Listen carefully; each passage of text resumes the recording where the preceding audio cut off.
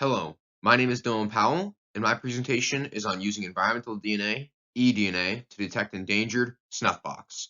Snuffbox have seen over a 60% reduction in their historic range and were placed under the U.S. endangered species list in 2012. Environmental DNA can detect species that are hard to find without having to handle the organism using water samples. The objectives of this study are to 1. Determine if a snuffbox-specific eDNA assay can detect snuffbox in a natural environment, the Grand River watershed in Michigan. 2. Determine if seasonality, spring, summer, and fall, affects eDNA detectability of snuffbox. And 3. Determine if sample placement affects eDNA detectability with water surface sample collection and benthic water interface sample collection. So the Grand River watershed in Michigan is the largest remaining population of snuffbox in Michigan and is the focal point of this study, with sites located between Lansing, Michigan, and Grand Rapids, Michigan. In images A, B, and C, you can see the sampling tools and techniques that are used in this study.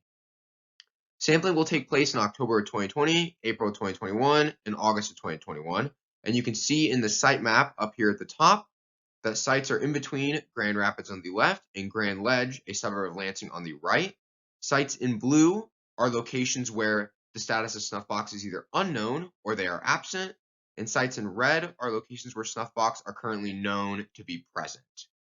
Back in the lab, all extractions and PCR setup take place in a fume hood located in a specialty room to help control for contamination that you can see in D.